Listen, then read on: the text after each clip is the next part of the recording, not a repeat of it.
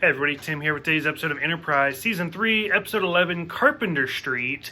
So, I don't know. So for this episode, any Star Trek series ever has always kind of had the, let's go back in time to the filming present.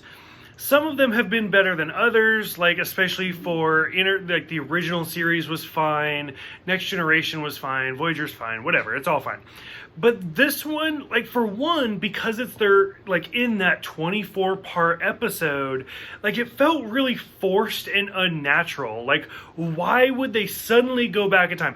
And like Daniels makes an appearance, which why is Daniels showing up all of a sudden? And even Archer, like they have that weird obligated line of like, why didn't you tell me about the Xindi? And Daniels is like, I don't know anything about it.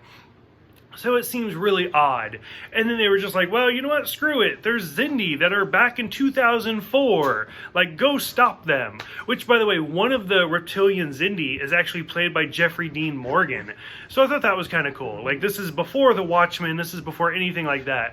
So it was kind of interesting to watch, like, him, like, as a young actor, which I guess the reptilian makeup was so bad it almost made him retire from acting.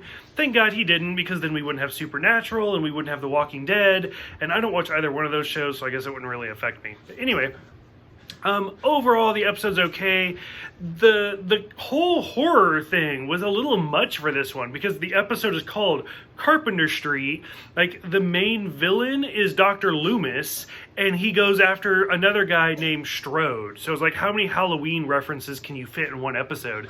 And even the guy that plays Loomis in this one, he was the guy that played the hologram, the killer hologram in Voyager. So I thought that was kind of weird.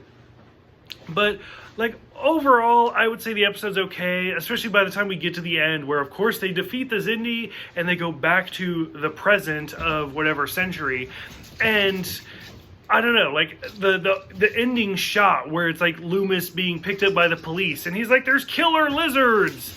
It's like, why was this all necessary?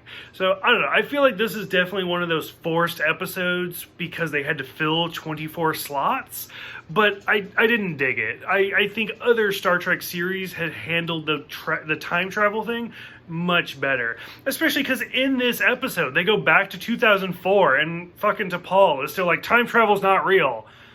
We are in Detroit. Like, what are you talking about? Like, so stuff like that just really bothers me. So for those who have seen it, what did you guys think? Go ahead, let me know, and I will see you guys next time for The Chosen Realm.